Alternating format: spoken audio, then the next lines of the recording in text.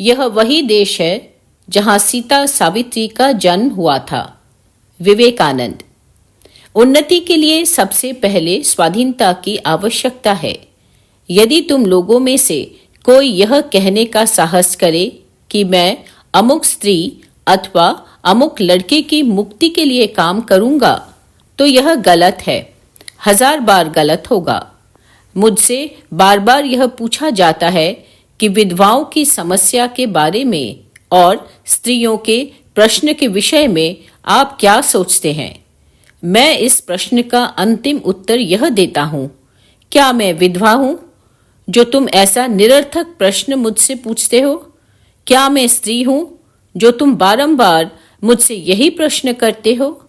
स्त्री जाति के प्रश्न को हल करने के लिए आगे बढ़ने वाले तुम हो कौन? क्या तुम हर एक विधवा और हर एक स्त्री के भाग्य विधाता भगवान हो? दूर रहो, अपनी समस्याओं का समाधान वे स्वयं कर लेंगी। स्त्रियों के विषय में हमारा हस्तक्षेप करने का अधिकार केवल शिक्षा का प्रचार कर देने तक ही सीमित है।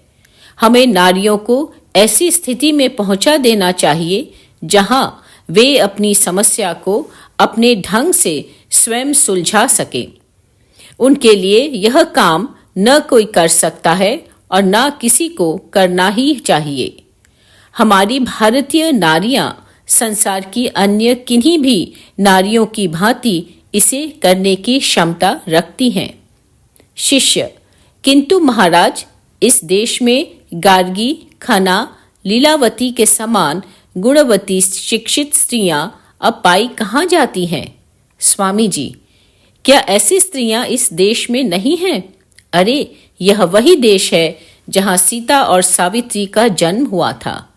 पुण्य क्षेत्र भारत में अभी तक स्त्रियों में जैसा चरित्र, सेवा भाव, स्नेह, दया, तुष्टि और भक्ति पाई जाती है, पृथ्वी पर और कहीं ऐसा नहीं है। पाश्चात्य देशों में स्त्रियों को देखने पर कुछ समय तक यही नहीं ठीक हो पाता कि वे स्त्रियां हैं। देखने में ठीक पुरुषों के समान थी। ट्रम गाड़ी चलाती हैं, ऑफिस जाती हैं, स्कूल जाती हैं, अध्यापन करती हैं। एकमात्र भारत ही में स्त्रियों में लज्जा, विनय इत्यादि देखकर नेत्रों को शांति मिलती है। ऐसे योग्य आधार के प्रस्तुत होने पर भी तुम उनकी उन्नति न कर सके।